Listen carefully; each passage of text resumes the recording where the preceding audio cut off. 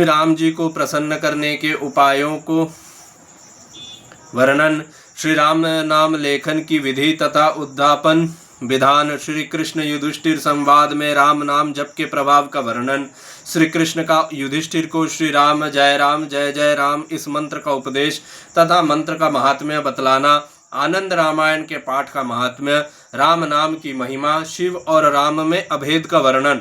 हे गुरु राघवेंद्र, श्री राम जी अन्य जिस किसी उपाय से प्रसन्न होते हैं उस विषय को मुझे बताने की कृपा करें। श्री रामदास बोले, हे विष्णुदास, मैं तुम्हें जो बात बताने जा रहा हूँ उसे तुम सुनो। भगवान श्री राम जी को प्रसन्न करने के लिए मनुष्य को चाहिए कि वे किसी पत्र कागज आदि पर प्रतिदिन 900 अथवा 108 राम नाम लिखकर उसकी पूजा करें। इस प्रकार से 1 करोड़ अथवा 1 लाख राम नाम लिख लेने के अनंतर उसके दशांश संख्या की आहुतियों से यथाविधि हवन करे। भगवान श्री राम की पूजा अनंतर इदम विष्णु इस ऋचा के द्वारा घृत मिश्रित तिलों के द्वारा अथवा खीर से अथवा नवान्य से आहुति प्रदान करनी चाहिए। हवन के अंग के रूप में किए जाने वाले श्री राम, सीता, हनुमान आदि इस नवायतन के पूजन में आसन के लिए भद्रासन की संरचना करें। वह भद्रासन अष्टोत्तर सहस्त्र राम लिंगात्मक हो अथवा अष्टोत्तर शत राम लिंगात्मक हो अथवा अष्टोत्तर सहस्त्राराम भद्रात्मक हो अथवा अष्टोत्तर शत राम तो भद्रात्मक हो। इस प्रकार से हवन, राम नाम लेखन या पूजन आदि जो कुछ भी किया जाए उस सबको अत्यंत भक्तिपूर्वक श्री रघुनाथ जी को समर्पित कर दें। विष्णुदास बोले, हे गुरु, आपने शुभ फल प्रदान करने वाले श्री राम नाम लेखन के विषय में तो बताया, किंतु उसका उद्यापन कैसे किया जाता है यह नहीं बताया। कृपा करके आप उसे भी बताएं। श्री रामदास बोले, हे शिष्य, मैं श्री राम नाम लेखन के उद्यापन के संबंध में आगे भविष्य में होने वाली एक मनोरम कथा को भूतकाल में हुई घटना के रूप में विस्तार से बताता हूँ, तुम ध्यान से सुनो। द्वापर युग की बात है। महाराज पांडु के पुत्र पराक्रमी राजा धर्मराज युधिष्ठिर जब अपने राज्य से च्युत हो गए तो वे अपने अर्जुन आदि भाइयों तथा माता आदि को साथ लेकर वन में निवास करने लगे। उन्हीं दिनों किसी समय भगवान श्री कृष्ण राजा युधिष्ठिर से मिलने के लिए वन में गए। उस समय राजा युधिष्ठिर ने भगवान श्री कृष्ण की भली भांति पूजा करके उनसे इस प्रकार प्रश्न किया। युधिष्ठिर बोले, हे देव, हे जगत के स्वामी, आप भक्तों को वर प्रदान करने वाले हैं। हे प्रभु, यदि आप मुझ पर प्रसन्न हैं तो मैं आपसे कुछ पूछना चाहता हूँ। हे देवेश, मैं इस समय अपने राज्य से च्युत हो गया हूँ, अतः आप कोई भी ऐसा व्रत मुझे बताने की कृपा करें जो लक्ष्मी की प्राप्ति कराने वाला हो, पुण्यदायी हो और पुत्र पौत्र की वृद्धि करने वाला हो। श्री कृष्ण बोले, हे राजन, यदि आप मुझसे गुज्ज से भी गुज्जतम व्रत के विषय में सुनना चाहते हैं तो मैं उसे बताता हूँ। आप अत्यंत श्रद्धा से सुने। राम नाम के जप से बढ़कर कोई दूसरा साधन नहीं है जो धन संपदा एवं मोक्ष को प्रदान कर सके। यह तेजो रूप और अव्यक्त है। इसी कारण श्री राम नाम के जप एवं कीर्तन मनुष्य श्री राम के स्वरूप वाला ही हो जाता है। यही बात श्री राम जी ने हनुमान जी को भी बताई थी। युधिष्ठिर बोले, रुक्मिणी के स्वामी, हे सुमते, श्री राम जी ने हनुमान जी को कब इस मंत्र का उपदेश दिया था उसे आप विस्तार से बताने की कृपा करें। श्री कृष्ण बोले, पूर्व काल में श्री राम अवतार की बात है। सुरारी दशानन रावण ने देवी सीता का जब हरण कर लिया था तब उस समय श्री राम ने हनुमान को आपके समीप बुलाकर उनसे कहा था। श्री रामचंद्र बोले, हे पवन पुत्र, हे महावीर, सीता का पता लगाने के लिए तुम दक्षिण दिशा में जाओ और उनका पता लगाओ। श्री हनुमान बोले, हे रघुनाथ, हे जगन्नाथ, दक्षिण दिशा में तो विशाल समुद्र है और वहाँ बहुत से बलशाली राक्षस भी रहते हैं। फिर समुद्र को लांघने तथा उन राक्षसों को पराजित करने में मैं कैसे समर्थ हो सकता हूँ। श्री रामचंद्र बोले, हे मारुते, रावण आदि राक्षसों पर विजय प्राप्त करने वाला एक अत्यंत सुगम मंत्र मैं तुम्हें प्रदान करता हूँ, जिसके प्रभाव से तुम सब पर विजय प्राप्त करने में समर्थ हो सकोगे। श्री हनुमान बोले, हे महाराज, हे कृपा सिंधु, आप दीन जनों को उद्धार करने वाले हैं, अतः आप इस समय उस मंत्र का यथार्थ उपदेश प्रदान करने की कृपा करें। श्री रामदास बोले, हे शिष्य विष्णुदास, श्री हनुमान जी की इस प्रकार की प्रार्थना सुनकर भगवान श्री राम ने उन्हें एकांत स्थान में बुलाया और उनके दाहिने कान में श्री राम इस मंत्र का उपदेश दिया। उस राम नाम मंत्र के 1,00,000 जप का एक पुनश्चरण होता है। अतः हनुमान जी ने 1,00,000 राम नाम जप करके शीघ्र ही दक्षिण दिशा की ओर प्रस्थान किया।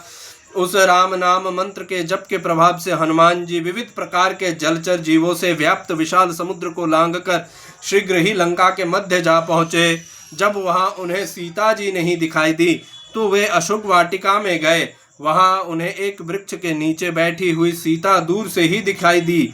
उनका दर्शन कर हनुमान जी का मन हर्ष से प्रफुल्लित हो उठा और वे शीघ्र ही उनके पास गए और उन्होंने देवी सीता के दोनों चरणों में प्रणाम किया और भूमि पर दंड की भांति उनके समक्ष गिर पड़े।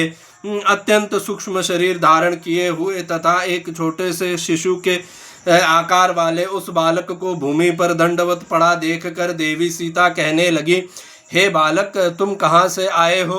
तुम्हारा घर कहाँ है और तुम किसके पुत्र हो? श्री हनुमान बोले, मेरी माता सीता है, श्री राम मेरे पिता है। मैं श्री राम जी के पास से यहाँ आया हूँ। मेरा नाम हनुमान है। आप इस अंगूठी को स्वीकार करें। यह अंगूठी राम नाम से अंकित है और शुद्ध स्वर्ण से निर्मित है। अंगूठी श्री राम जी का है। यह जानकर देवी सीता को बड़ा ही संतोष हुआ। उन्हें अत्यंत संतुष्ट जानकर अंजनी पुत्र श्री हनुमान जी कहने लगे, हे माँ, इस समय मुझे अत्यंत भूख लगी है, जिस कारण मुझे बहुत कष्ट हो रहा है। इस वन में मैं बड़े ही मीठे मीठे बहुत से अत्यंत दुर्लभ फलों को देख रहा हूँ। हे माता, यदि आपकी आज्ञा हो तो मैं इन फलों को भक्षण कर लूं। सीता ने कहा, हे बालक, इस वन का स्वामी महान पराक्रमी रावण है। तुम में न तो शक्ति है और न सामर्थ्य ही है। कैसे तुम इन फलों का भक्षण करोगे? हनुमान बोले, हे माते, श्री राम यह श्रेष्ठ मंत्र शस्त्र रूप से मेरे हृदय के मध्य में विराजमान है। उस शस्त्र के प्रभाव से लंका के सभी राक्षस मेरे लिए तिनके के समान है। ऐसा कहकर और फिर उनकी आज्ञा लेकर हनुमान जी ने वहां के सभी वृक्षों को उखाड़ डाला, पूरे अशोक वन को उजाड़ कर डाला। राक्षसों को जब यह बात ज्ञात हुई तो वे दौड़े चले आए। फिर भयंकर युद्ध छिड़ गया। राम मंत्र के प्रभाव से कुछ ही क्षणों में समस्त राक्षसी सेना को श्री हनुमान जी ने खदेड़ दिया। सारी लंका जला डाली और फिर वे शीघ्र ही अशोक वन में जा पहुँचे। उन्होंने सीता माता को प्रणाम किया और उनसे अलंकार ग्रहण कर वे शीघ्र ही श्री रामचंद्र जी के पास वापस लौट आए। उन्होंने सीता द्वारा प्रदत्त आभूषणों को श्री राम जी को निवेदित किया और वे उनके चरणों के समीप बैठ गए। आभूषण को ग्रहण कर तथा संपूर्ण समाचार सुनकर श्री राम अत्यंत प्रसन्न हुए। श्री कृष्ण बोले, हे युधिष्ठिर, हे महाराज, यह सब राम नाम मंत्र के जप का ही प्रभाव था। अतः हे राजेंद्र, आप भी राम नाम का जप करें। युधिष्ठिर बोले, हे प्रभो, इस मंत्र का जप किस प्रकार किया जाता है? इसके पुनश्चरण का क्या फल है? व्रत की पूर्णता पर कैसे इसका उद्यापन किया जाता है? आप यह सब मुझे बताने की कृपा करें। श्री कृष्ण बोले, स्नान आदि से पवित्र होकर तुलसी आदि की माला पर जप करें अथवा किसी पुस्तिका पर राम नाम लेखन करें या हृदय में राम नाम का स्मरण करें। जप की संख्या 1 करोड़ अथवा 1,00,000 की मात्रा में होनी चाहिए। हे युधिष्ठिर, श्री रामचंद्र जी के जपनीय मंत्र तो सैकड़ों की संख्या में अनेक प्रकार के हैं, किंतु उनमें से मैं एक मंत्र आपको बताता हूँ जिसका स्वरूप इस प्रकार है। श्री शब्द माध्यम जय शब्द मध्यम जयद्वये नापि पुनः प्रयुक्तम त्रिसप्त कृतवो रघुनाथ नाम जपो निहन्याद द्विजकोटि हत्यः। अर्थात सर्वप्रथम राम शब्द के पहले श्री शब्द लगाए श्री राम, फिर मध्य में जय शब्द के साथ राम शब्द लगाए जय राम, तदंतर जय जय, इन 2 शब्दों को बाद राम लगाए जय जय राम। इस प्रकार से श्री राम जय जय राम यह मंत्र बनता है। रघुनाथ जी के इस नाम मंत्र का यद्यपि जप किया जाए तो वह बड़े से बड़े पापों को विनष्ट कर देता है। विद्वान व्यक्ति को चाहिए कि वह इस मंत्र का 1,00,000 की संख्या में जप करने के उपरांत उद्यापन कर दे। जप की अपेक्षा राम नाम लेखन का पुण्य 100 गुना अधिक होता है। राम नाम लेखन की जब 1,00,000 संख्या पूरी हो जाए तो उसका उद्यापन करना चाहिए। इसी प्रकार प्रत्येक 1,00,000 राम नाम लेखन के पश्चात उद्यापन करना चाहिए। अब मैं संक्षेप में उद्यापन की विधि को बताता हूँ। जिस दिन उद्यापन करना हो उससे पहले एक दिन रात्रि में उपवास करें। उद्यापन के लिए जो मंडप बनाया गया हो उसमें अष्टोत्तर सहस्त्र राम लिंगात्मक भद्र अथवा अष्टोत्तर सहस्त्र रामतो भद्र की अथवा अष्टोत्तर सहस्त्र राम लिंगात्मक भद्र या अष्टोत्तर शतरामतो भद्र की संरचना करके उसके मध्य में धान्य राशि रखकर उसके ऊपर जलपूर्ण एक कलश स्थापित करें। उस कलश के ऊपर एक स्वर्ण पात्र रखें और उस स्वर्ण पात्र पर सीता एवं लक्ष्मण सहित भगवान श्री राम की प्रतिमा प्रतिष्ठित करें। प्रतिमाओं को सुंदर वस्त्रों से अलंकृत करें। प्रतिमा स्वर्ण की बनानी चाहिए जो 1 मास से 1 पल तक परिमाण की होनी चाहिए। स्वर्ण की बनाने की सामर्थ्य ना हो तो चांदी अथवा तांबे की बनानी चाहिए। धन की कृपणता ना करें। तदंतर षोडश उपचारों से पूजन करें। प्रतिमाओं के समक्ष ही राम नाम से अंकित एक स्वर्ण पात्र भी स्थापित कर उसका भी पूजन करना चाहिए। तदंतर श्री आनंद रामायण की कथा का श्रवण करें और देव श्री राम से इस प्रकार क्षमा प्रार्थना करनी चाहिए। हे दीनानाथ, मैं आपका अपराधी हूँ, आपकी शरण में आया हूँ और मैं भक्ति से सर्वथा रहित हूँ। हे कृपा सिंधु, इस संसार सागर से मुझे पार उतारिए। शापराधम च शरणम त्वद्भक्ति निरितम ही माम दीननाथ कृपा सिंधु त्राहि संसार सागरत। उस रात्रि में मांगलिक नाम संकीर्तन गीत वाद्य आदि की ध्वनि के साथ जागरण करे। तदंतर प्रभात काल में उठकर हवन कार्य संपन्न करे। जितना जप करके पुनश्चरण आदि किया हो उसके दशमांशक बराबर आहुतियाँ प्रदान करके करे। उसके दशमांश से तर्पण करे। गाय के घी अथवा खीर से हवन करना चाहिए। हवन राम मंत्र से करे। तर्पण के दशमांश के संख्या में ब्राह्मण भोजन कराए। व्रत की सांग परिपूर्णता के लिए आचार्य को वस्त्र एवं अलंकारों से सुसज्जित सुवर्ण निर्मित सवत्सा गौ भक्ति पूर्वक प्रदान करे।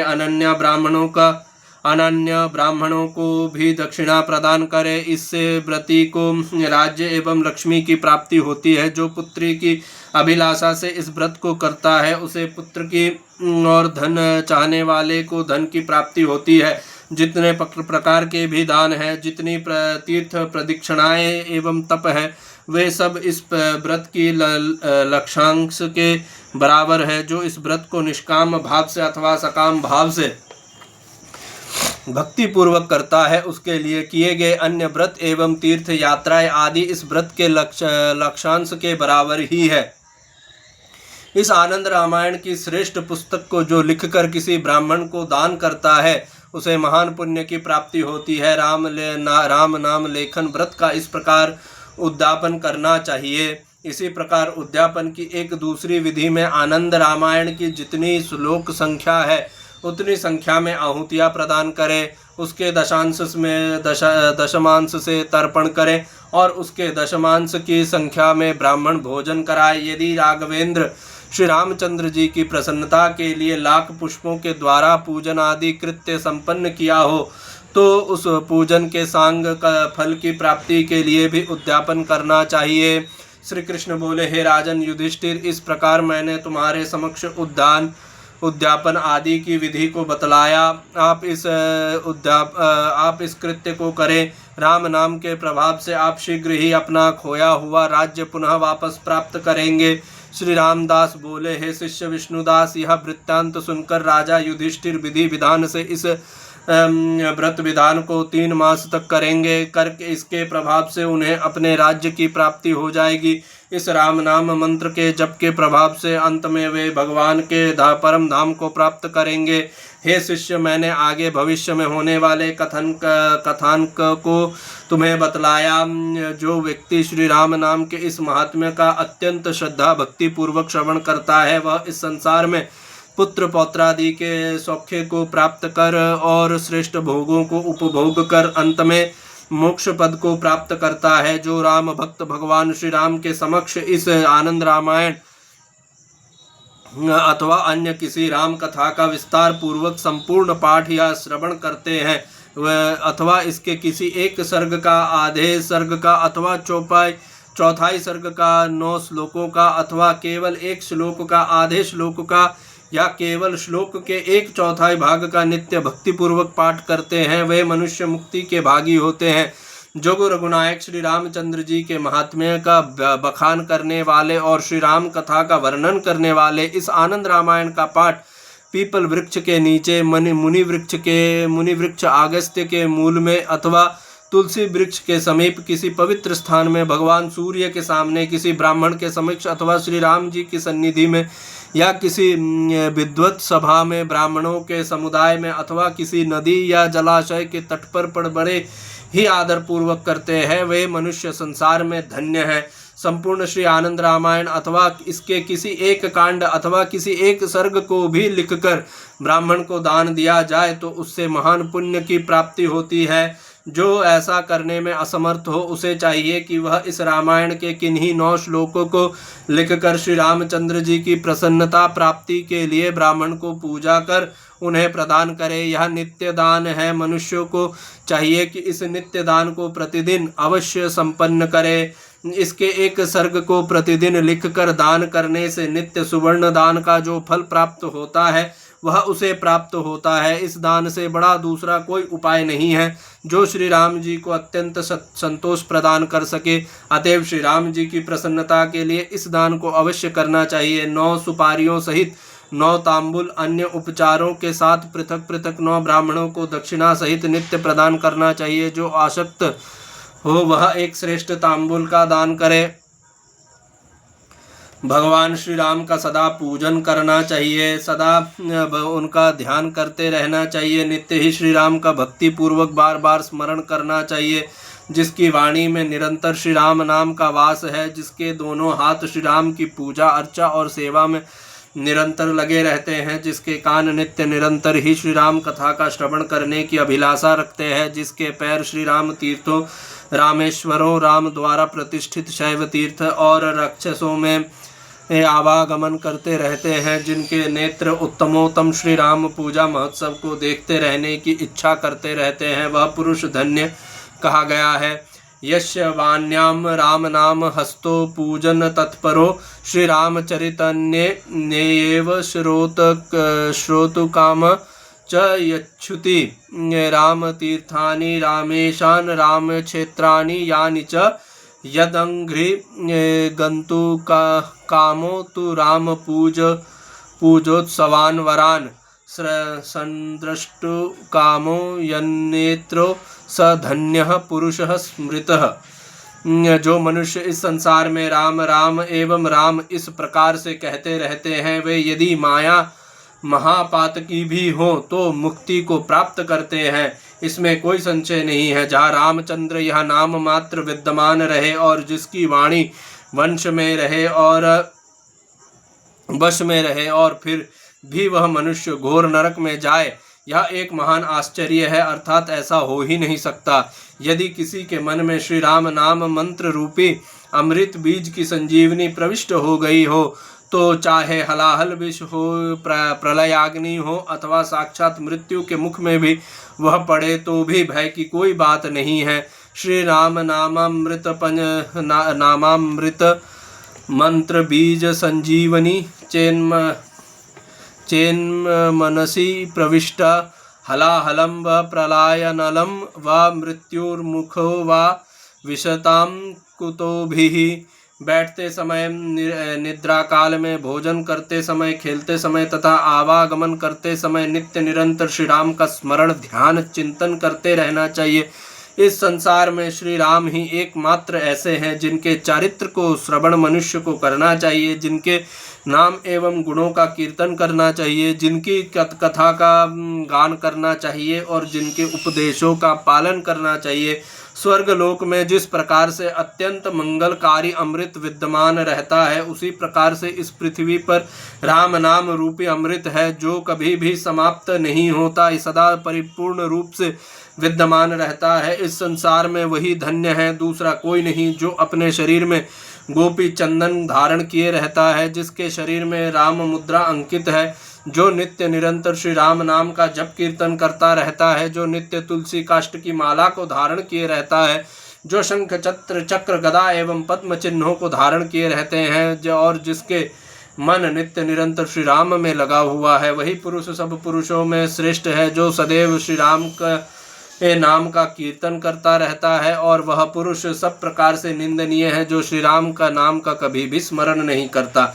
जो मनुष्य भगवान शिव में अनन्य भक्ति करते रहते हैं किंतु श्री राम की निंदा करते हैं, वे इस संसार में गर्दभ की भांति जाने चाहिए। श्री राम को ही शिव समझना चाहिए और शिव को ही रघुत्तम श्री राम समझना चाहिए। इन दोनों में कोई भेद नहीं समझना चाहिए। जो मनुष्य इन दोनों में भेद समझता है वह नरक प्राप्त करता है। इस संसार में जो पुरुष शिव और राम में भेद मानता है, बकरी के गले के स्तन के समान उसका जीवन व्यर्थ है। भगवान शंभु के हृदय देश में श्री राम बसते हैं और श्री राम के हृदय में भगवान शिव विराजमान रहते हैं। मनुष्यों को चाहिए कि वे अनेक प्रकार के कुतर्कों के द्वारा इनमें भेद में की कल्पना ना करे। जो राम इन दो अक्षरों को नित्य जपते रहते हैं, उन्हें फिर किसी से कोई भय नहीं है।